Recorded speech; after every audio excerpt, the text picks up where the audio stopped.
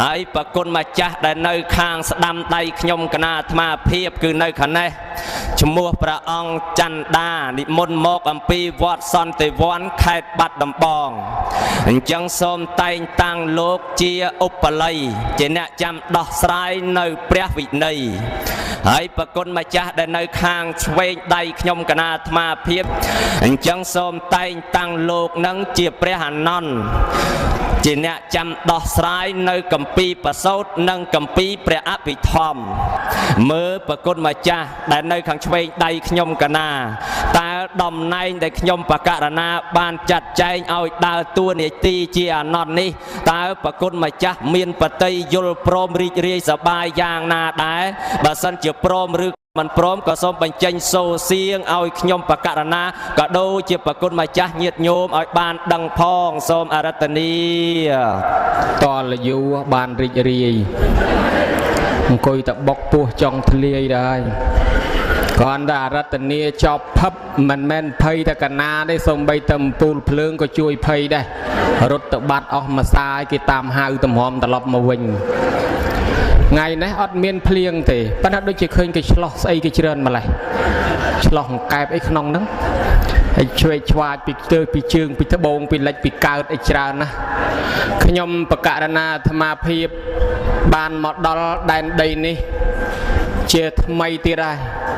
ពីដើមមកស្គាល់តែត្រឹមតកោពេលស្គាល់តែត្រឹមក្តល់តាហែនទេឥឡូវឯនេះស្គាល់ដល់7 5ដើមហើយមិនយូរប្រហែលមានញោមណានិមន្តទៅដល់7 10ដើមហើយចាំមើលតែទៅតិចទៀត7 6ដើមសូមក្រាបថ្វាយបង្គំប្រគុណម្ចាស់គ្រប់ព្រះអង្គដែលគង់កំឡុងក្នុងបញ្ញាសាលដ៏ត្រកាលក្នុងវេលាគ្រានេះក្រោមអធិបតីភាពព្រះបិតាសង្ឃព្រះអនុគុណស្រុកបវលព្រះវិន័យធម៌ប្រគុណម្ចាស់គ្រប់ព្រះអង្គនឹងសូមធ្វើការសមានចិត្តមេត្រីភាពចម្រើនពរដល់គណៈកម្មការចាវត្តពុទ្ធបរិស័ទទាំងអស់ដែលបានអញ្ជើញពីទីចិត្តទីឆ្ងាយជាពិសេសអញ្ជើញមកតាំងតែពីស្រុកអាមេរិកឮតែគេថាទេអាមេរិកនឹងដឹងជាមានមែនដឹងអត់ផងទេមកពីសាន់ហ្វ្រាន់ស៊ីស្កូមកពីឡុងបិចមកពីអាមេរិកមកពីបារាំងកាណាដាអង់គ្លេសអេស្ប៉ាញ៉ុលជាពិសេសញោមញ៉ែមសុនបងណាហើយញោមអ៊ីប៉ុកនីមកឃើញប្រភពនៅកន្លែងនេះទៀតស្មានទៅបាត់ហើយថ្លែងណគុណដែរថ្ងៃនេះប្លែកអាត្មាដើរទេសរាល់តដងមិនសបាយដូចថ្ងៃនេះទេពីព្រោះថ្ងៃនេះពិសេសទី1បានឡានធំដែលរាល់ដងអាកូនដើកមួយជួលគេមកញាត់ឲ្យឡើងពេញបង្រះខ្លួនមិនរួចទេចង់ប្រែខ្លួនតឈប់ឡានចុះទៅប្រែដីសិនបានឡើងមកជិះទៀតថ្ងៃនេះបានឡានធំជិះឡានឧបាសកតហែមស៊ីមៀនដែលធ្លាប់តែបំរើក្នុងពុទ្ធសាសនាមច្ឆជីវិតដែរពិសេសលើសនឹងទៅទៀតដែលស្មានមិនដល់នោះចិត្តនឹកសម័យថាយើងបានអីឆាន់ថ្ងៃហ្នឹងឈប់នៅឯណាឆាន់កដាលផ្លូវអីក៏ឆាន់ចាមផ្លូវបើឆាន់កដាលផ្លូវខ្លាចឡានកិនហើយបើឆាន់តាមឡានវាឆាន់ប្រេងទេយើងមិនឆាន់ដូចវាទេហើយអញ្ចឹងចេះតែគិតឥឡូវបើចូលហាងឡើងតុកគេខ្លាចអត់កន្លែងដាក់ម្ហូបបើឡើងត្រឹមជើងមកតុកដាក់ម្ហូបស្រាប់តែមកដល់កន្លែងឈប់ញោមមកបើកតកូនឡានមកជូនចេញមិនដឹងជាប្រមាណមុខទេក្រុមមកតាំងគឹមកុយមិនដឹងជាគាត់រៀបដាំស្លតុកពីស្មាម៉ានរៀបចំក្នុងឡានរួចស្រេចមកហេបើសិនជាដើររាល់ដងសិតតែអញ្ចឹងទៅអាត្មាដឹងមានប៉ុណ្ណាទេញោមណោះប៉ុន្តែបានម្ដងហ្នឹងទេក៏មិនដឹងយ៉ាងប្រហែលជាបារមីបនវត្តនឹងជួយត្រេកអរហែផ្លូវស្រាប់តែមកដល់នេះចាត់តាំងឲ្យអាត្មាធ្វើអានន្ទទៀតជាអាណិតភ័យថ្ងៃហ្នឹងតំណងបានធ្វើកាសបៈម្ដងឯយ៉ាងស្រាប់តែចាត់ចែងទៅមកអានន្ទទៀតមុខអាត្មាមិនដឹងជាមុខអាម៉េចគេឲ្យធ្វើតែអានន្ទរហូតប៉ុន្តែញោមដឹងស្រាប់ហើយមិនមែនអានន្ទមែនតែនទេញោមណាអានន្ទមែនតែនឃ្លាំងចេះឃ្លាំងចាំឃ្លាំងធေါ်អាត្មានេះអានន្ទឃ្លាំងភ្លេចអាធေါ်នោះចេះតែភ្លេចហើយបើអាពាក្យស្អីក្រៅពីធေါ်នោះនិយាយពីចាំចាំហើយអានន្ទពីជំនាន់ព្រះអានន្ទគង់ទៅពីក្រោយព្រះកាន់ផ្លិតបកថ្វាយព្រះអង្គពេលទេសនាអានន្ទអាត្មាទៅបនឯណាក៏គេដាក់ទៅពីមុខព្រះទៅរហូតលេចមើលទៅព្រះនៅពីក្រោយទៀតជាអៀនខ្លួនហើយនៅទៅពីមុខព្រះអានន្ទនេះអានន្ទទៅអានន្ទតអានន្ទតលទៅសួរច្រើនតលហើយអានន្ទត អានន់ជំនាន់ព្រះជ្រែកដីងើបមកឡើងក្រែអានន់នេះបើមិនដើរឡើងក្រែយួរថងយាមអត្រាមកទីមកមិនដល់ទេហើយចឹងខ្ញុំកណាមិនមែនមានសមត្ថភាពទាំងអស់នោះទេប្រគុណម្ចាស់តាំងងារឲ្យជាអានន់ហ្នឹងឆ្លើយតែតាមចេះទេកុំស្មានថាអានន់ពីដើមមិនមែនទេអានន់សម័យកុំព្យូទ័រនេះចេះតិចណាស់ឲ្យតែហ៊ានណាសួរខុសពីកន្លែងចេះតល់ខ្មាស់យាយឥឡូវហើយប៉ុន្តែបំណាច់ថានឹងឡើងក្រែទៅហើយញាតញោមខំកាត់តាំងពីអាមេរិកមកទៅហើយក៏ធ្វើក្រាន់បើដែរញោមខ្លះមិនបានមកខំផ្ញើនេះផ្ញើនោះមកដូចជាញោមអ៊ំបរីញោមរុនសុខាអីហ្នឹងចេះតែភ្ជាប់មករបស់ឆាន់ខ្លះរបស់គោរពបូជាខ្លះថតរូបនឹងផ្ញើឲ្យមើលស្រុកស្ពានក្រហមនឹងខ្លះហើយបើអញ្ចឹងហើយបើមិនបានអីក៏តល់ជាក៏អស់ចិត្តអស់ចង់ដែរបើអញ្ចឹងឡើងលើក្រែហើយសុំបីអាខ្លួនកំពុងអភ័យក៏ប្រឡប់លាបប្រេងកាឡាធ្វើក្លាហានមកគ្រាសិនដែរសួរចោះឲ្យតែកន្លែងខ្ញុំកណាចេះអាកន្លែងណាមិនចេះក៏មិនសួរលោកគ្រូខាងនោះចោះលោកគ្រូខាងនោះជើងខ្លាំងខាងវិន័យមកខេត្តបាត់ដំបងហ្នឹងដើរសីមាហ្នឹងចង់គ្រប់ពហិអស់ហើយហើយនិយាយពីវិន័យហ្នឹងខ្ទេចខ្ទីដូចខ្ទឹមចូលខ្ទះឆាកាទៀវហើយដោះស្រាយទំនាស់ចំនួនគ្រប់កន្លែងទាំងអស់ហើយអញ្ចឹងប្រគុណម្ចាស់ហ្នឹងជើងខ្លាំងខាងវិន័យឆ្ងល់ពីសីមាកម្មឆ្ងល់ពីអីសួរប្រគ្រូខាងនោះហើយខ្ញុំកណានេះតួនាទីព្រះអានន្ទហ្នឹងប្រសូតនឹងអភិធម្មទុកបកស្រាយពីរឿងអានិសង្ឃដែលគេកសាងពហិសេនាសនៈអីហ្នឹងហើយព្រមទាំងបកស្រាយពីបុណ្យដែលគេធ្វើហ្នឹងអាហ្នឹងចែកគ្នាឲ្យដាច់អញ្ចឹងខ្ញុំកណាសនំពរអញ្ចេះមុននឹងសម្ដែងប្រគេនខដល់ព្រះមហាកាសព4ឆ្នាំប៉ុន្តែខហ្នឹងមិនមែនខតាពាំងមិនមែនខជើងជ្រូកទេខសន្យាទី1បើឆ្លើយទៅលើសូមច្រាប់ចេញបើឆ្លើយទៅខ្វះចន្លោះប្រហោងសូមសៀតសោកលៃលោកបំពេញឲ្យកំពុងញាត់ឲ្យណែនឲ្យផងនេះ1ខទី2បើខ្ញុំកណាឆ្លើយខុសមេត្តាជួយកែឲ្យផងខឆ្នាំងទី3បើខ្ញុំកណាចេះចាំមិនច្បាស់សពេចសពិលទេអានឹងសន្មត់ថាមិនចេះឆ្លើយដែរប៉ុន្តែមិនវែងទេឆ្លើយខ្លីថាអត់ចេះទេសូមវេប្រគេនប្រគ្រូការសពវិញខឆ្នាំងទី4អានន្ទនេះខុសពីអានន្ទមុនអានន្ទមុនទទួលភារៈតអ្នកឆ្លើយទេប៉ុន្តែអានន្ទថ្ងៃនេះទទួលភារៈអ្នកសួរទៀតតែស្ដាប់មិនបានយល់មិនច្បាស់ពុះមិនបែកចែកមិនដាច់សុំសួរប្រកាសសពវិញហើយបើហ៊ានសួរខ្ញុំកណាជាអានន្ទសុំសួរវិញហើយបើហ៊ានឲ្យខ្ញុំកណាឆ្លើយសុំនៅលើក្រែហើយបើមិនហ៊ានទេអត់អីទេនិមន្តចុះទៅវិញក៏បានដែរព្រោះមួយអង្គទៀតប្រមាលផងតឡើងទេនេះសូមនិមន្តជ្រាបសាធុមនាលអានន្ទសុំដើរតួនាទីជាអានន្ទឲ្យពីព្រោះវោហាសាសចម្លើយឆ្លើយសាសងផ្ដោះផ្ដងសូរស័ព្ទមកប្រាប់ដល់ខ្ញុំបកករណាអាត្មាបាញ់មិញលោកមុននឹងព្រមលមមជាអានន្ទនឹងបានប្រគេនខ4ឆ្នាំឲ្យអាត្មាឆាន់សិនណាញោមហើយអាត្មាលឺតខនឹងចេះតែបុកពោះអីបើពេលប្រគេនខអីស្មើនឹងណាដល់ទៅពេលចុងក្រោយលោកថាមិនមែនខតាពាំងមិនមែនខជើងជ្រូកចាស់កំអាលោកទុកក្មេងលោកមុនអីទេគឺខសន្យាហើយខឆ្នាំងទី1លោកបើកឲ្យសួរតែសំណួរណាដែលលោកមិនចេះបានហើយអាសំណួរណាមិនចេះកុំសួរហើយខ្ញុំកណាមុនពីខេត្តកំពង់ឆ្នាំងមកដល់ទីនេះហើយធ្វើម៉េចដឹងប្រគុណម្ចាស់នឹងចេះចំណុចតរងណាណោះឥឡូវសន្មត់ចេះថាឲ្យទៅសំណួរដែលខ្ញុំបកករណាសួរទៅសិតតែប្រគុណម្ចាស់ចេះទាំងអស់ហើយអានន្ទនេះប្លែកទៀតញោមអាខឆ្នាំងទី4ណាលោកថាបើសិនជាស្ដាប់មិនបានឬក៏មិនសួរទៅឆ្លើយមិនចេះអីលោកវេមកវិញហើយសុំសួរវិញហើយអានន្ទនេះខ្លាំងហ៎បើអានន្ទជំនាន់ព្រះវិញអត់សួរមកវិញទេតែសួរឆ្លើយតែហ្មងប៉ុន្តែអានន្ទនេះអត់បានទេញោមអាត្មាជួបអានន្ទហ្នឹងចេះតែភ័យដែរណាឥឡូវនេះមិនអីទេខទាំង4ឆ្នាំហ្នឹងខ្ញុំបកករណាមហាកាសបៈហ្នឹងព្រមហើយប៉ុន្តែការតែងតាំងនាមនេះគ្រាន់តែជាការសន្មត់ទេញោមយើងយកទៅតាមទម្លាប់ដែលព្រះសម្មាសម្ពុទ្ធនៅចំនួននោះមហាកាសបៈព្រះឧបល័យអនន្តប្រធានក្នុងការធ្វើបឋមសង្គាយនាយក្រែ3ហ្នឹងហើយនៅក្នុងពេលនេះយើងគ្រាន់តែយកទៅនាមទៅតាមនោះប៉ុន្តែតាមទម្លាប់នៃការធ្វើសង្គាយនាក្រែ3ហ្នឹងជាដំបូងគេឲ្យសម្ដែងអំពីមហាបរិនិព្វានសូត្រ ដែលរលឹកនឹកទៅដល់ចំនួនដែលព្រះពុទ្ធព្រះអង្គទ្រង់បរិនិព្វាននៅក្នុងថ្ងៃអង្គារយាមអង្គារតិរថីពេញបូរមី15កើតខែពិសាខឆ្នាំម្សាញ់នៅក្បែរក្រុងកុសិនារាខាងក្រោមដើមសាលព្រឹកទាំងគូឯណោះនឹងហើយក្នុងការព្រះអង្គបរិនិព្វាននឹងមានហេតុអស្ចារ្យខ្លាំងណាស់ផែនដីកម្រើកញាប់ញ័របើណាកម្រើកញាប់ញ័រផ្កាមុនឌីបោសទាំងឡាយនឹងឯងស្រក់ជ្រុះស្លឹកជ្រុះផ្កាអស់រលីងហាក់បីដូចជាសម្ដែងអិរិយាបថក្រៀមក្រំសោកស្ដាយព្រះសម្មាសម្ពុទ្ធហើយនៅក្នុងកាលដែលព្រះសម្មាសម្ពុទ្ធព្រះអង្គបរិនិព្វាននឹងក្នុងកាលនោះស្ដេចហៅថាមណ្ឌរាជចំនៅបរមសពរបស់ព្រះសម្មាសម្ពុទ្ធដាក់នៅក្នុងសវណ្ណមឈូសគឺមឈូសមាសនឹងឯងបាន7ថ្ងៃហើយតំណែងហ្នឹងព្រះសរិបុត្រព្រះមហាកាសបៈហ្នឹងលោកមិនដឹងទេពីព្រោះលោកទៅសមណធម៌នៅឯនគរបាវ៉ាឯណោះដល់ទៅពេលថ្ងៃមួយមិនដឹងអញ្ចឹងទៅវាជួនជាថ្ងៃហ្នឹងវាក្តៅពេក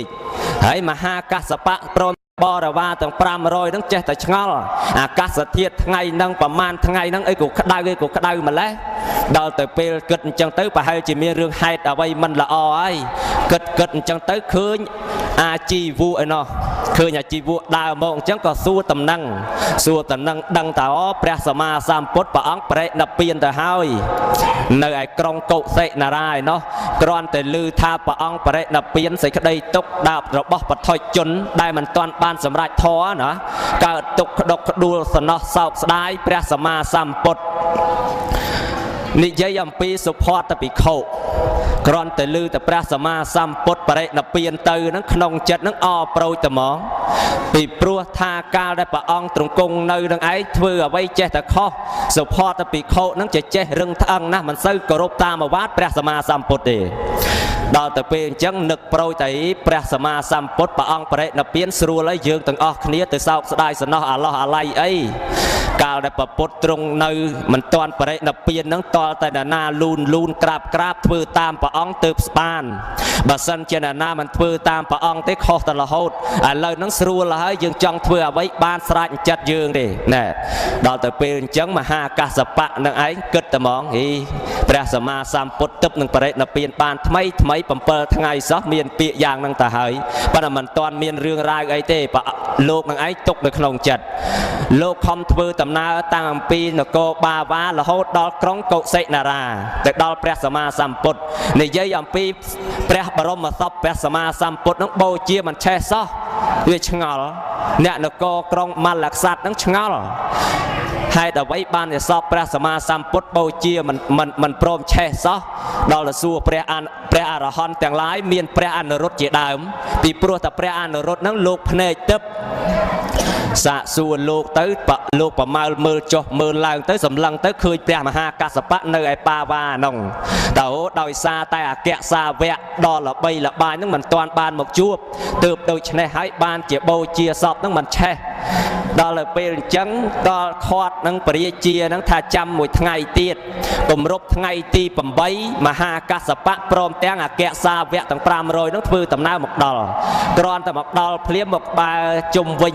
បតៈសិនមឈូសរបស់ព្រះសម្មាសម្ពុទ្ធនឹង3ជុំហើយក្រាបថ្វាយបង្គំនៅពេលនោះព្រះបរមសពព្រះសម្មាសម្ពុទ្ធហៅថាព្រះបាទទាំងគូរបស់ព្រះអង្គនោះស្រាប់តែលៀនពីមឈូសសវណ្ណមឈូសនឹងមកតែម្ដងលៀនមកអញ្ចឹងហើយព្រះមហាកាសបៈព្រមទាំងអគ្គសាវកនឹងសុំកម្មាទោសរួចរាល់ហើយអញ្ចឹងណាញោមណាហ្នឹងហើយហ្នឹងគ្រាន់តែអាត្មាប្ររពបន្តិចបន្តួចសង្ខេបប៉ុណ្ណឹងអំពីការបរិនិព្វានរបស់ព្រះសម្មាសម្ពុទ្ធដល់ទៅពេលរៀបចំបរមសពព្រះសម្មាសម្ពុទ្ធបូជាសពគ្រប់ហើយចែកប្រធានទាំង8នគរអស់ហើយហ្នឹងក៏បានមហាកាសបៈនឹងនិជំនុំគ្នាជាមួយនឹងព្រះឧបល័យព្រះអានន្ទព្រះអនុរុទ្ធព្រមទាំងព្រះអរហន្តផ្សេងទៀតតើយើងគួរធ្វើនៅសង្គាយនាបឋមសង្គាយនាក្នុងពេលណាបានសម្រេចគ្នាថាក្នុងកន្លងព្រះសម្មាសម្ពុទ្ធបរិនិព្វានទៅបាន3ខែយើងនឹងប្រពធ្វើនៅបឋមសង្គាយនាក្រែ3នៅឯសត្តបណ្ណគុហាក្បែរភ្នំវេភិរៈដៃអ្នកកថាឯណោះ ដែលឧបត្ថម្ភទៅដោយប្របាទអជាតសតោហ្នឹងហ្នឹងដោយសារមានដំណើរដើមតងយ៉ាងហ្នឹងបាននៅក្នុងពេលនេះយើងធ្វើសង្គាយនាប្រពទៅដោយហេតុនៅក្នុងឯងប៉ុន្តែក្នុងការធ្វើសង្គាយនាចំនួននោះធ្វើ7ខែណាញោមបានចប់ហើយសង្គាយនាក្រែ3ក្នុងពេលនេះអត់ដល់7ខែទេឥឡូវនេះលោកជាអិសរាធិបតីសម័យម្ចាស់ផ្ដើមទានប្រធានម្ចាស់ផ្ដើមបុណ្យបានប្រពធ្វើបុណ្យបញ្ចុះខណ្ឌសីមាឥឡូវហ្នឹងលើកធម៌សីមាហ្នឹងមកសួរប្រគុណម្ចាស់តែម្ដងមើលឧបល័យអ្វីទៅដែលហៅថាសីមាសូមនិមន្តឆ្លើយតាសៈវេចនង្ហង្សត្វាសួរអំពីសីមាអ្វីទៅដែលហៅថាសីមាខ្សែអំបោះបដិជាប្រគុណដែលហៅថាសីមាសូមនិមន្តជ្រាបខ្សែអំបោះដែលហៅថាសីមាមុននឹងឆ្លោយហ្នឹងលោកបានចង់ថ្លឹងគីឡូណាញោមបើថ្លឹងគីឡូមានកលាបដាល់ឯមុននឹងឡើងវាយគេថ្លឹងគីឡូទៅហ្មងថាគីឡូស៊ីគ្នាហើយអាហ្នឹងឡើងវាយទៅហ្មងប៉ុន្តែដល់ទៅពេលឡើងទេសនាអាហ្នឹងអត់មានគិតគីឡូទេគិតភាសាវិញហើយបើថ្លឹងគីឡូបាត់តែមើលមកញោមមើលមកឃើញអាត្មាសិតតែឆ្អឹងហ្នឹងកុំថាទៅងុនស្រាលណាព្រោះជិះឡានមកលោកនេះលោកឧបាសកហែមស៊ីមៀនណោះដែលជាតកង់ឡានជូនអាត្មាមករបរនឹងឆាន់តាមឡានរហូតបន្តិចគោជុលបន្តិចខារ៉ាបាវបន្តិចពោតដុតណាបន្តិចពោតដុតបន្តិចអាចេកជៀនឯណោះបន្តិចអីណាអីអាលៀសហាលលៀសជៀនឯណាអីអូច្រើនណាស់គាត់បន្តិចឈប់ទិញឲ្យឆាន់តាមឡានរហូតទាំងញោមស្រីឯហ្នឹងឆាន់បន្តមកដល់ទៅពេលមកដល់ទីនេះដូចរៀងមានស្មារតីគ្រាន់បើហើយចង់បបួលថ្លឹងគីឡូទៀតប៉ុន្តែមើលតែមានបើថ្លឹងគីឡូចាញ់លោកដល់ទៅពេលអញ្ចឹងអាត្មាហ្នឹងស្រូតឲ្យមកខ្លួនឯងឲ្យតែបានអង្គុយខែកដាហ្នឹងចាប់ក្បាលមីក្រូតែងតាំងទោះបីព្រមក៏បខំដែរពេលនេះឥឡូវលោកសួរលោកថាសីមាអ្វីទៅសីមាលោកថាអំបោះហ្នឹងអំបោះគេចងលឹកទឹកអាលិចឲ្យកើតឲ្យជើងទៅត្បូងអានោះឲ្យសីមាមើលឧបល័យហេតុអ្វីបានជាថាអំបោះហ្នឹងជាសីមាសីមាហ្នឹងស្ទើរតែអំបោះឬក៏ក្រៅពីនោះគេហៅថាសីមាបានក្រៅពីអំបោះហ្នឹងតើមានអ្វីដែលអាចហៅថាសីមាបានទៀតដែរទេសូមឆ្លើយហន្តេកាសបៈបបិទ្ធព្រះអរិយកាសពអង្គម្ចាស់អើយឆ្លើយប្រាប់ថាខ្សែអំបោះនឹងដោយធ្លាប់ឃើញញាតិញោមយកខ្សែអំបោះនឹងទៅការពារខ្មោចឬក៏ការពារឧបទ្រពចង្រៃការពារព្រាយបិសាចអានឹងឯងដែលគាត់ហៅថាសីមាឥឡូវបដិជាប្រគុណមិនចង់ដឹងអំពីរឿងសីមាហ្នឹងទេចង់ដឹងសីមាដតីទៀតផ្សេងក្រៅអំពីហ្នឹងពាក្យថាសីមាអូយសីមាស្អីគេសីមាអីគេញាតិញោមដែលគេហៅថាសីមានេះក្នុងព្រះពុទ្ធសាសនាលោកសំដៅយកខេត្តដែនព្រំបទលឬក៏ទីកំណត់ឬក៏កន្លែងដែលគេកំណត់ឬក៏ខណ្ឌត្រង់ណាមួយព្រំបទលត្រង់ណាមួយនោះឯងបដិជាប្រគុណដែលគេហៅថាសីមាសូមនិមន្តជ្រាបសាធុជ្រាបហើយឆ្លើយមកផ្សេងទៀតណាញោមណាសីមាគឺជាព្រំដែនដែលយើងកំណត់នៅត្រង់ចំណុចណាមួយហេតុអ្វីបានជាគេចាំបាច់ធ្វើសីមាឧបល័យសូមនិមន្តបកស្រាយញាតិញោមជាពុទ្ធបរិស័ទមូលហេតុអ្វីមូលហេតុគឺតាក់ទងនឹងរឿងរ៉ាវរបស់ពួកភិក្ខុដែលបួសនៅក្នុងព្រះពុទ្ធសាសនានេះញាតិញោមជាពុទ្ធបរិស័ទមូលហេតុមកអំពីពិបាកធ្វើសង្ឃកម្មផ្សេង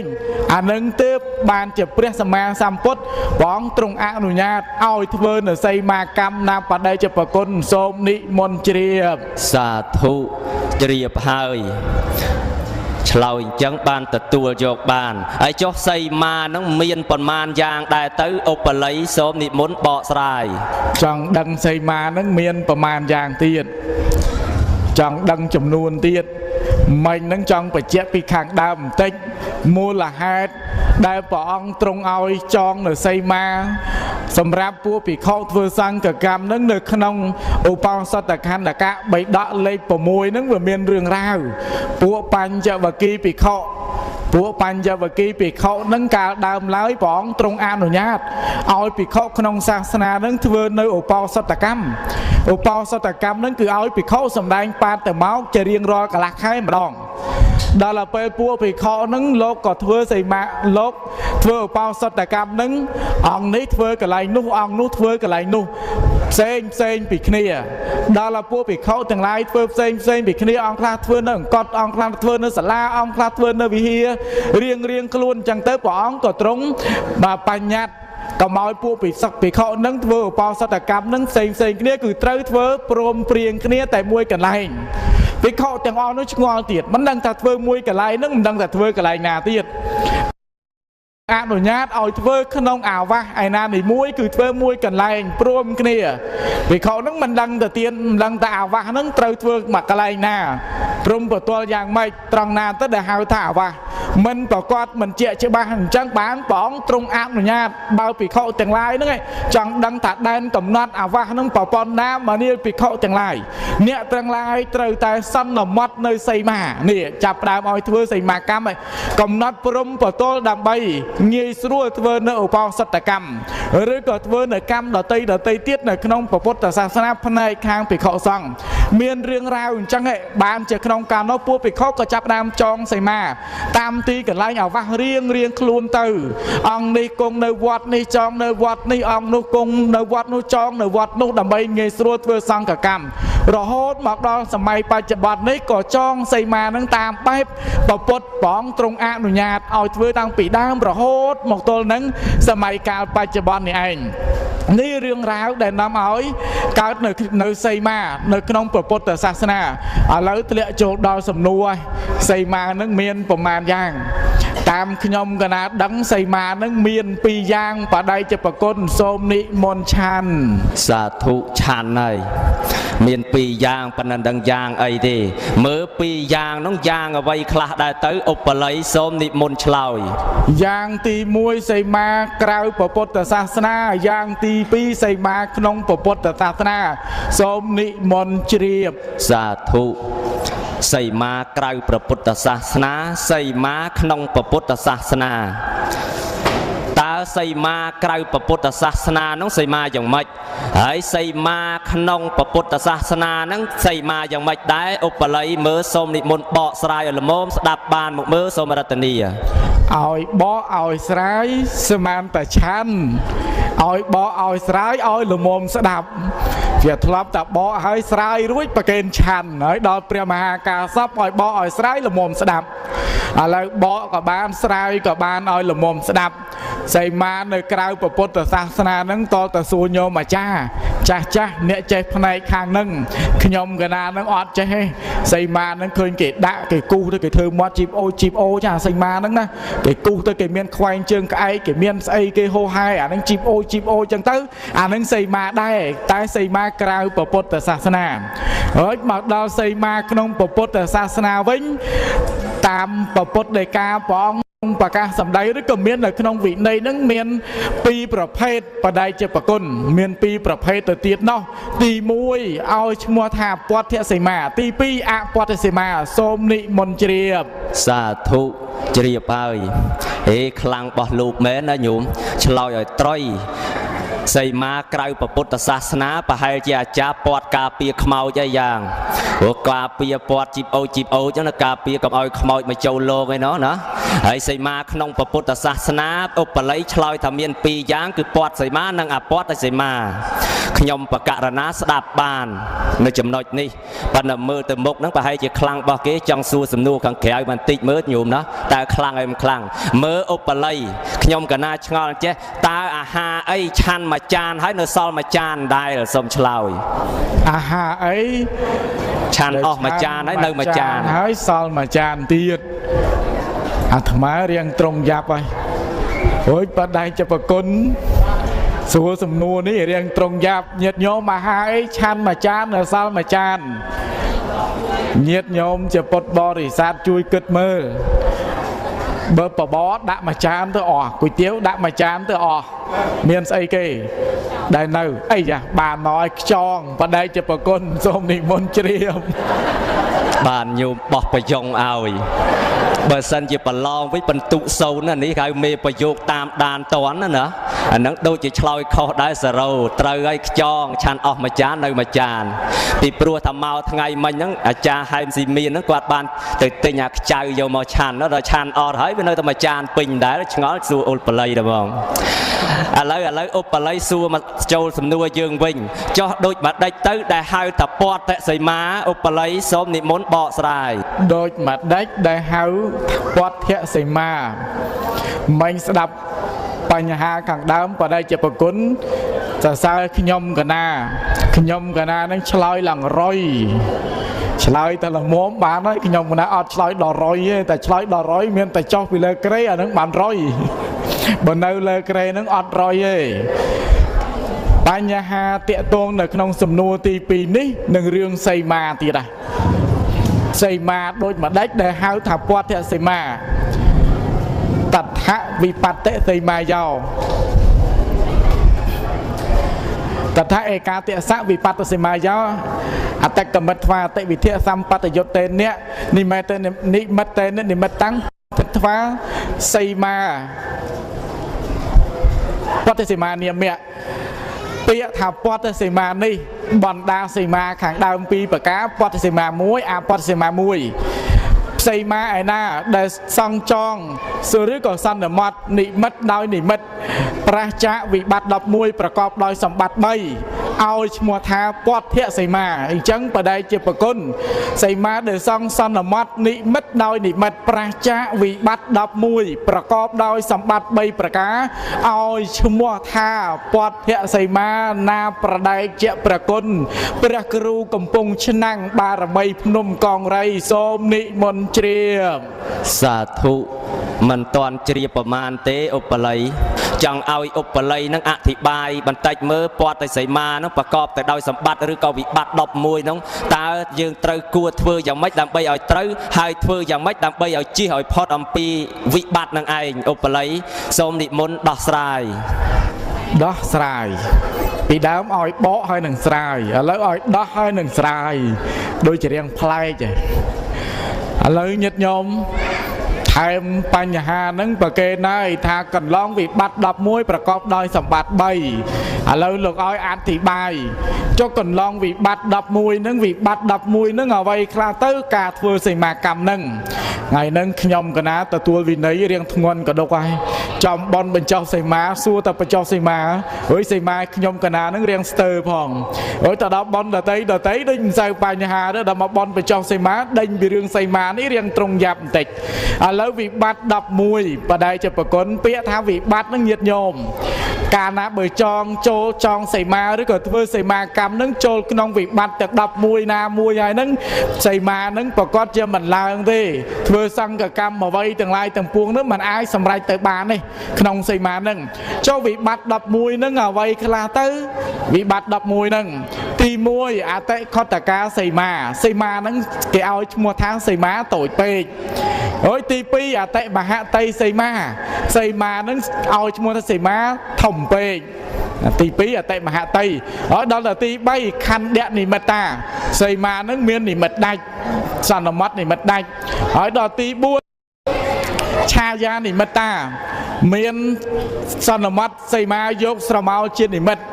ទី5អនិមិត្តាសន្មតសីមានឹងអត់មាននិមិត្តហើយទី6បិសីមេថេតសមតាភិក្ខុសន្មតសីមាឈួរខាងក្រៅសីមាឈួរខាងក្រៅដែនសីមាហើយកំណត់សីមាហើយទី7និតិយាសមតាចងសីមានៅក្នុងស្ទឹងហើយទី8សមុទ្ទេចងសីមានៅក្នុងសមុទ្រក៏មិនឡើងដែរហើយទី9ជាតិតាសារេចងសីមានៅក្នុងជាតិស្រះហើយទី10សីមាយៈសីមាំងសម្ភិនតន្តេនសមតាភិក្ខុសន្មតសីមាទំលាយសីមាភិក្ខុដតីទី11សីមាយៈសីមាំងអច្ឆោតរន្តេនសមតាភិក្ខុសន្មតសីមាគ្របលើសីមាភិក្ខុដតីកាលណាបើចូលក្នុងវិបត្តិទាំង11ប្រការនឹងហើយសីមានឹងមិនឡើងទេបដិជាប្រគុណ ចូលក្នុងមួយណាក៏ដោយអត់ឡើងទេអញ្ចឹងខ្ញុំកណាប្រកេន11ហ្នឹងហើយបើប្រគុណបដិជាប្រគុណអាចឆានបាននិមន្តឆាន់ហើយបើបដិជាប្រគុណមុនឆាន់កើតទេអាហ្នឹងទុកឲ្យខ្ញុំកណាឆាន់តទៅទៀតក៏បានសូមនិមន្តជ្រាបសាធុជ្រាបហើយចាំល្អណាញោមបានទាំងបល័យបានទាំងសម្រាយមកកំ ផ្លេហើយចុះសម្បត្តិ3នោះឧបល័យសម្បត្តិ3ហ្នឹងសំដៅចុះសម្បត្តិអ្វីខ្លះដែរទៅមើលសូមបញ្ជាក់បន្តិចទៀតទៅមើលសូមរតនីសាធុចង់ដឹងពីសម្បត្តិ3ទៀតប៉ុន្តែខ្ញុំកណានឹងសុំឱកាសបន្តិចបើកវងកញ្ចក់បញ្ជាក់បន្តិចអារឿងតូចអារឿងធំហ្នឹងបន្តិចកីឡូញាតញោមសីមាតូចហ្នឹងមិនដឹងថាតូចប៉ុណ្ណាធំហ្នឹងមិនដឹងថាធំប៉ុណ្ណាឥឡូវបញ្ជាក់ចែកជូនញាតញោមបន្តិចថាសីមាដែលឈ្មោះថាសីមាតូចពេកហ្នឹងគឺសីមាឯណាដែលភិក្ខុ21អង្គមិនអាចអង្គុយចុះទីកន្លែងណាដែលភិក្ខុ21អង្គហ្នឹងមិនអាចអង្គុយចុះឬក៏វិហារឯណាដែលភិក្ខុ21អង្គហ្នឹងមិនអាចអង្គុយចុះអាហ្នឹងវិហារហ្នឹងមិនអាចសន្មតចងសីមាបានទេនឹងចូលនៅក្នុងបញ្ហាព្រះវិន័យអាហ្នឹងយ៉ាងតូចបំផុតសីមាណាដែលភិក្ខុ21អង្គហ្នឹងមិនអាចអង្គុយចុះអាហ្នឹងវិហារហ្នឹងមិនអាចសន្មតចងសីមាបានទេនឹងចូលនៅក្នុងបញ្ហាព្រះវិន័យអាហ្នឹងយ៉ាងតូចបំផុតសីមាតតែភិក្ខុ21អង្គអាចអង្គុយបានអាហ្នឹងទៅចងសីមាបានហើយភិក្ខុ21អង្គហ្នឹងយ៉ាងម៉េចគង់យ៉ាងម៉េចគឺភិក្ខុទាំងអស់ហ្នឹងគង់ជារង្វង់មូលបរិមណ្ឌលាការេអ្នកគឺគង់ជារង្វង់មូលអ្នកសកោនតោនិស័យតិតងគឺភិក្ខុគង់ជារង្វង់មូលគាត់គ្នាមកជាមូលចឹងទៅអាហ្នឹងអាចគង់ចោះបានហើយមិន21អង្គទៅប្រជុំគ្នានឹងកដាលវិហារទេណា21អង្គទៅរៀបគ្នាដោយលាក់កសែអញ្ចឹងណាលាក់កសែអញ្ចឹង21អង្គទៅរៀបគ្នាអញ្ចឹងទៅដីប្រព័ន្ធហ្នឹងអាច21អង្គនឹងគង់ចោះបានហើយអាចធ្វើសីមាបានអូយទី2បើនិយាយទៅរឿងវិន័យញាតិញោមផាយជាមិនសូវចូលចិត្តប្រមាណទេសង្ខេបឲ្យទី2ធំពេកហ្នឹងធំប្រព័ន្ធណាទៅធំហ្នឹងតតែ3យោជញាតិញោមទំហំដី3យោជអាហ្នឹងមិន3យោជបើលើសពី3យោជសំបីតាមមួយចរិយាសក់ក៏មិនអាចធ្វើសីមានឹងបានដែរអញ្ចឹងវិហារគ្មានតារាធ្វើវិហារ3យោជទេសន្មតសីមា3យោជទៅងាយមានសម័យបច្ចុប្បន្នហ្នឹងសម័យដើមមានមែនរឿងរ៉ាវនៅក្នុងព្រះវិន័យហ្នឹងខ្ញុំកណាប្រកេនប្រព័ន្ធហ្នឹងក៏ប៉ុន្តែចង់បញ្ជាក់បន្តិចគេលោកបដិជាប្រគុណចង់ដឹងអារឿងសន្មតសីមានេះមាននិមិត្តដាច់ហ្នឹងវាច្រើនតែសន្មតហ្នឹងមានកន្លែងខ្លះសន្មតនិមិត្តដាច់មែនអញ្ចឹងដែរសន្មតសីមាពីទិសខាងកើតមកសួររួចឆ្លើយរួចកំណត់ម៉ាន់ដៅហ្នឹងពេលដែលចងសីមាហ្នឹងមុននឹងចងគេសួរនិមិត្តហើយគេឆ្លើយនិមិត្តហើយគេកំណត់និមិត្តសួរពីទិសខាងកើតរហូតមកដល់ទិសឦសានគ្រប់ចំនួន8ទិសហើយមកដល់ទិសឦសានហ្នឹងគេមិនត្រឹមតែប្រព័ន្ធហ្នឹងទេណាគេចូលទៅសួរទិសខាងកើតទៀតបរតេមាយតិសាយកនិមិត្តតាំងទិសខាងកើតមានអ្វីជានិមិត្តហើយបើយើងយកថ្មធ្វើជានិមិត្តយើងឆ្លើយថាបាសាណោផនទេមានថ្មជានិមិត្តបានលោកខាងក្នុងនោះលោកកំណត់ទៀតសោបាសាណោនិមិត្តតាំង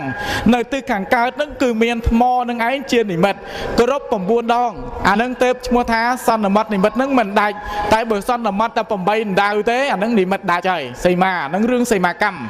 ហ្នឹងខ្ញុំកណាអធិប្បាយសង្ខេបប៉ុណ្្នឹងចោះហើយចង់បញ្ជាក់អំពីរឿងសម្បត្តិរបស់សីមាអ្វីទៅដែលគេហៅថាសម្បត្តិរបស់សីមាបើតាមមើលនៅក្នុងដៅញាតិញោមមានអីខ្លះសម្បត្តិសីមាមានតាំងពីបិចមានតាំងពីសិភៅមានច្រើនណាស់សម្បត្តិរបស់សីមាដាក់ក្នុងដៅហ្នឹងដែលញាតិញោមពុទ្ធបរិស័ទអ្នកខ្លះ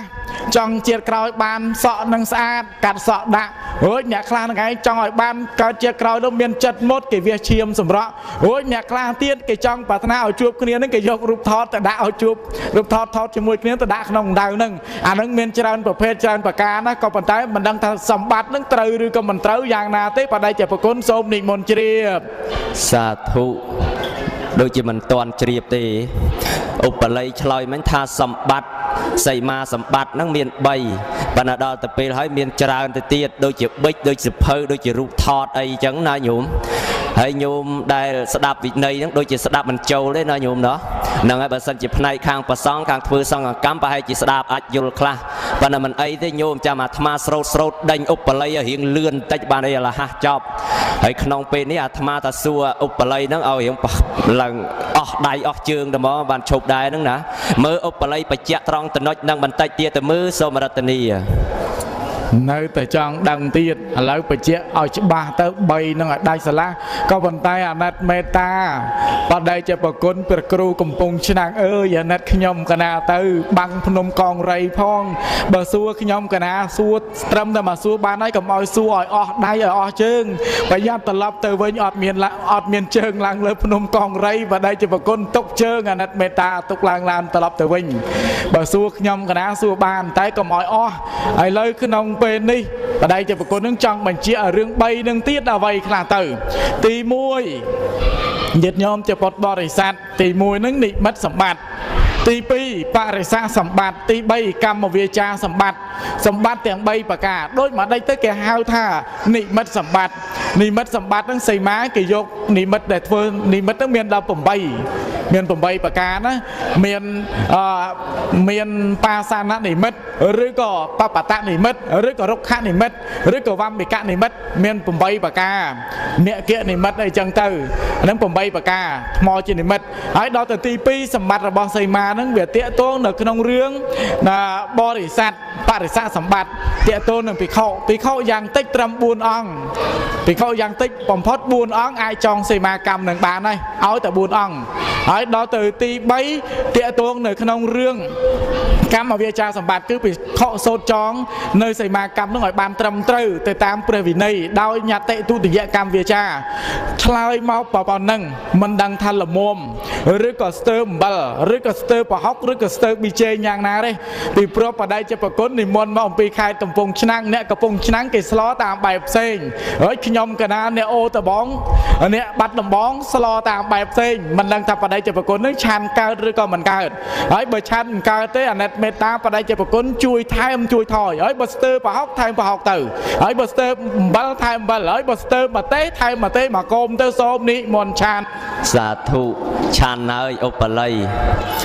ឲ្យតែឧបល័យឲ្យឆានហើយឆានតលឲ្យឆ្អែតហើយខ្ញុំបកករណាតាសួរឲ្យអស់ដៃអស់ជើងហ្នឹងមិនមែនក្នុងន័យតាសួរតដាច់ដៃដាច់ជើងទេញោមបានន័យថាយើងសួរហ្នឹងឲ្យឆ្អែតបើថាសួរឲ្យអស់ចិត្តហ្នឹងណាដល់តែអញ្ចឹងឧបល័យស្មានអាត្មាហ្នឹងសួរឲ្យតលតែអស់ដៃហ្នឹងបានន័យថាដាច់ដៃតែហ្មងណាឥឡូវស្ដាប់បានហើយណាសម្បត្តិទាំង3មាននិមិត្តសម្បត្តិឬក៏បរិស័ទសម្បត្តិជាដើមឥឡូវចូលទៅក្នុងសីមាមួយទៀតគឺអពតសីមាចុះដូចមកដេចទៅដែលហៅថាអពតសីមានោះឧបល័យសូមនិមន្តឆ្លើយអពតសីមាគឺសីមាដែលសង្ឃមិនបានសូត្រសន្មតចងសូមនិមន្តជ្រាបចុះសីមាប្រភេទយ៉ាងម៉េចទៅដែលសង្ឃមិនបានសូត្រចងហ្នឹងឧបល័យសូមនិមន្តឆ្លើយមាន3ប្រភេទតទៅទៀតនោះអពតសីមាហ្នឹង3ប្រភេទហ្នឹងទី1គឺគៀមសីមាទី2សត្តផន្តរសីមាទី3ឧតកុខេបសីមាហើយសីមាទី1ដែលគេហៅថាគៀមសីមាហ្នឹងគេសំដៅយកបាដីឃុំទាំងមូលហ្នឹងក៏ឈ្មោះថាសីមាដែរឬក៏យូរទៅដីក្នុងឃុំគេបរិជាឬក៏ចវាយស្រុកចវាយខេត្តបានបុគ្គលឲ្យទៅបុគ្គលណាមួយឬក៏ប្រកេនដល់សង្ឃលេងទាពន្ធដាអកឲ្យដីក្នុងហ្នឹងមួយកដប់ហ្នឹងគេឲ្យឈ្មោះថាវិសុងគៀមសីមាអាហ្នឹងក៏ចូលក្នុងអពតសីមាដែរហើយដល់សីមាទី2ឈ្មោះថាសត្តផន្តរសីមាក៏ជាប្រភេទនៃអពតសីមាដែរក៏ប៉ុន្តែសីមាហ្នឹងគេសន្មតនៅក្នុងព្រៃណាគេសន្មតនៅក្នុងព្រៃនោះទៅខាងនេះ7អផន្តរៈទៅខាងនោះ7អផន្តរៈទៅទាំងសងខាងទៅដីប្រមាណប៉ុណ្ណឹងគេឲ្យឈ្មោះថាអពតសីមាដែរប៉ុន្តែគេហៅសត្តផន្តរសីមាហើយដល់សីមាមួយទៀតគេឲ្យឈ្មោះថាឧតកុខេបសីមាឧតកុខេបសីមានេះសីមាដែលសង់សន្មតចងនៅក្នុងទឹកណាបដិជាប្រគុណអត់ទោះមិនមែនចងទេសន្មតនៅក្នុងទឹកហ្នឹងគឺប្រសង់ទៅពេលធ្វើសង្ឃកម្មអីដោយពំពោះឬក៏ធ្វើបាតិមកអសតកម្មហ្នឹងលោកនិមន្តទៅក្នុងទឹកស្ទឹងអញ្ចឹងទៅហើយដាក់ទូកហ្នឹងឲ្យនឹកអញ្ចឹងហើយលោកជះទឹកមកសាយទៅខាងឆ្វេងទៅខាងស្ដាំទៅខាងលិចទៅខាងកើតទៅខាងជើងខាងច្បងព័ទ្ធជុំវិញទាំងអស់ដីប៉ុណ្ណឹងឲ្យឈ្មោះថាអពតសីមាដែរឲ្យឈ្មោះថាឧតកុខេបសីមាខ្ញុំកណាឆ្លើយមកមាន3ប្រមាណប៉ុណ្ណឹង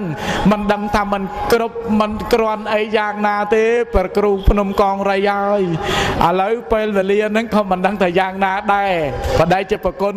និមន្តត្រឡប់ទៅវិញផងណាយប់ហ្នឹងណាខ្ញុំកណាអត់អីទេខ្ញុំកណានៅបាត់ដំបងប៉ុន្តែអាណិតនោះហើយអាណិតព្រះអានន្ទនោះ អញ្ចឹងបដិជាប្រគុណសូមនិមន្តជ្រាប សាធុជ្រាបហើយអពតសីមាមាន3ដែរចុះអពតសីមាហ្នឹងយើងអាចធ្វើសង្ឃកម្មបានដែរឬទេឧបល័យសូមបញ្ជាក់ សាធុអពតសីមានឹងធ្វើសង្ឃកម្មបានដែរឬទេថាធ្វើបានដូចជាពតសីមាអញ្ចឹងដែរសូមនិមន្តទទួល សាធុបើអពតសីមាអាចធ្វើសង្ឃកម្មបានដែរចុះហេតុអ្វីគេចាំបាច់ធ្វើបុណ្យបញ្ចុះសីមាធ្វើអ្វីឧបល័យសូមនិមន្តដោះស្រាយ នោះចប់តែម្ដងចងសីមាដើម្បីធ្វើសង្ឃកម្មហើយចុះបើអពតសីមាធ្វើសង្ឃកម្មកើតដែរហើយមិនចាំបាច់ទៅសន្មត់ចងសីមាមុនលោកមកធ្វើបុណ្យកក្រឹកកក្រែងនាំទៅអស់លុយធ្វើអីអញ្ចឹងបដិជាប្រគុណធ្វើសីមាធ្វើសង្ឃកម្មនឹងធ្វើបានដូចគ្នាសីមាទាំងពីរប្រភេទហ្នឹងក៏ប៉ុន្តែអពតសីមានេះវាធ្វើបានដែរតែវាលំបាកដូចជាដីប្រព័ន្ធដីវត្តហ្នឹងទាំងមូលហ្នឹងគឺជាប្រភេទនៃអពតសីមាហើយអាចធ្វើសង្ឃកម្មបានដល់ពេលធ្វើសង្ឃកម្មហ្នឹងជួនកាលមានភិក្ខុដតីលោកនិមន្តមកនោះមុនមកទៅលោកមិនបានចូលទៅចាប់ហត្ថបទអីដៃហត្ថបទពីគ្នាធ្វើកឋិនក៏ដោយក៏ខូចឬក៏ពំពោះក៏ដោយក៏មិនឡើងឧបោសថកម្មក៏ដោយក៏ខូចដែរដល់អញ្ចឹងនេះវាពិបាកអញ្ចឹងបានជាព្រះពុទ្ធព្រះអង្គឲ្យចងនៅសីមាមានខណ្ឌសីមាហ្នឹងគឺសន្មត់ចងសីមាដែលគេហៅថាពតសីមាហ្នឹងចងមកតួវិហារហ្នឹងដើម្បីងាយស្រួលធ្វើសង្ឃកម្មឲ្យតែពួកភិក្ខុជួបជុំគ្នាក្នុងវិហារទៅអាចធ្វើពំពោះក៏បានកឋិនក៏បានឧបោសថកម្មក៏បានចង់ភិក្ខុអង្គណាចូលមកក្នុងដីវត្តប្រប៉ុនម៉ាន100 200អង្គក្នុងដីវត្តក៏អត់បញ្ហាដែរឲ្យតែលោកនៅក្នុងសីមានោះនៅនឹងវិហារនោះចប់ហត្ថបទគ្នាជាការស្រេចអញ្ចឹងគេចងអពតសីមាហ្នឹងដើម្បីងាយស្រួលធ្វើសង្ឃកម្មណាព្រះគ្រូកំពុងឆ្នាំងសូមនិមន្តជ្រាប អង្គសតថ្វាជ្រាបហើយប៉ុន្តែនៅតែមានការងឿងឆ្ងល់បន្តទៅទៀតហើយឧបល័យពីព្រោះឧបល័យហ្នឹងដោះស្រាយមកធ្វើឲ្យខ្ញុំកណាហ្នឹងចេះតែមានការងឿងឆ្ងល់អញ្ចេះសីមាធ្វើដោយកម្មណាសីមាធ្វើដោយកម្មហ្នឹងតើធ្វើដោយកម្មប៉ុន្មានយ៉ាងដែរទៅឧបល័យមើលសូមនិមន្តបកស្រាយ គណៈបញ្ជាក់ដោយថ្លៃកម្មមាន2ប្រភេទណាប្រគុណសូមនិមន្តជ្រាប តើពីរប្រភេទនោះប្រភេទអ្វីខ្លះសូមនិមន្តរាប់ ទី1ឲ្យឈ្មោះថាបញ្ញត្តិកម្មទី2ចេតនាកម្មណាបដិជាប្រគុណការសព ដូចម្ដេចទៅដែលហៅថាបញ្ញត្តិកម្មហើយដូចម្ដេចទៅដែលហៅថាចេតនាកម្មសូមនិមន្តដោះស្រាយឲ្យល្មមស្ដាប់បានមកសូមអរតនី សាធុដេញនេះដេញមែនតើញាតិញោមអាងតកោកំពុងឆ្នាំងមានតំណប់ជើងពាក់គោបាត់ដបងអត់មានតំណប់ជើងពាក់ដេញនេះដេញហើយញាតិញោមជួយអាណិតមេត្តាខ្លះទៅឥឡូវក្នុងពេលហ្នឹងមកទៀតហើយសំណួរដេញថែមទៀតហើយតាក់ទងនឹងរឿងចេតនាកម្មនិងបញ្ញត្តិកម្មនេះការធ្វើសីមាកម្មហ្នឹងធ្វើឲ្យត្រឹមត្រូវទៅតាមព្រះវិន័យបដិជាប្រគុណដូចជាការចងសីមាហ្នឹងគេធ្វើដោយញត្តិទុតិយកម្មវាចាហើយផ្នែកខាងសង្ឃកម្មដែលវិន័យកម្មហ្នឹងមានទៅតាមប្រភេទច្រើនណាស់ក៏ប៉ុន្តែចាប់យកចំណុចរឿងសីមាហ្នឹងគេធ្វើដោយញត្តិទុតិយកម្មវិចាហើយបើផ្នែកសង្ឃកម្មវិញគេធ្វើដោយសង្ឃចតវៈគឺភិក្ខុ4អង្គអាចចងសីមាបានហើយចំណែកខាងចេតនាកម្មវិញអានឹងធ្វើមិនក៏បានដែរញាតិញោមអត់បញ្ហាទាំងអស់តែបើបញ្ញត្តិកម្មគឺធ្វើឲ្យត្រឹមត្រូវទៅតាមព្រះវិន័យកុំឲ្យខុសពីវិន័យបើចេតនាកម្មញាតិញោមចង់ដាក់លបែងចង់ដាក់លបាំដាក់កន្ទ្រឹមដាក់ស្គរដាក់យីគេដាក់អាយ៉ៃដាក់ល្ខោនយ៉ាងណាក៏ដោយក៏អត់មានបញ្ហាដែរតែបើបញ្ញត្តិកម្មគឺត្រឹមត្រូវទៅតាមព្រះវិន័យណាបដិជាប្រគុណសូមនិមន្តជ្រាប សាធុជ្រាបហើយចំជាមិនចេះតល់មែនខ្លាំងបោះគេមែនញោមដោះស្រាយឲ្យរូហើយអញ្ចឹងក្នុងពិធីបុណ្យបញ្ចុះសីមាហ្នឹងតើមានទាំងបញ្ញត្តិកម្មនិងចេតនាកម្មឬក៏យ៉ាងម៉េចដែរឧបល័យមើលសូមបញ្ជាក់បន្តិចមើលសូមរតនីបើនិយាយទៅក្នុងកម្មវិធីបុណ្យហ្នឹងវាមាន2មែនហ្នឹងឯងមាន2ប្រភេទទី1គឺបញ្ញត្តិកម្មធ្វើផ្នែកខាងភិក្ខុសង្ឃហើយចេតនាកម្មផ្នែកខាងញាតិញោមពុទ្ធបរិស័ទអីចឹងបើក្នុង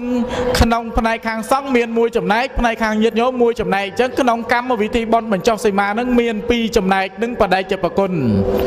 សាធុ ស្ដាប់បានហើយហ្នឹងនៅក្នុងបញ្ញត្តិកម្មហ្នឹងតើភិក្ខុប៉ុន្មានអង្គទើបអាចធ្វើសីមាកម្មនឹងបានឧបល័យសូមឆ្លើយ ភិក្ខុចាប់ពី4អង្គឡើងទៅអាចធ្វើសីមាកម្មបានហើយណាំបដិជប្រគុណសូមនិមន្តទទួល តាធុអីចុះបើក្រោមហ្នឹងអាចធ្វើបានដែរឬក៏មិនបានសូមឆ្លើយ បើក្រោមពី4អង្គមិនអាចធ្វើសីមាកម្មបានទេមិនអាចសន្មត់ចងសីមាកម្មបានទេតលតែ4អង្គឡើងទៅទេពឈ្មោះថាអាចធ្វើសង្ឃកម្មដែលជាសីមាកម្មនឹងបានសូមនិមន្តជ្រាប សាធុជ្រាបហើយឧបល័យវិនយៈបេដកាបច្ឆាវសានេនាកាលបញ្ចប់នៅគម្ពីរព្រះវិន័យ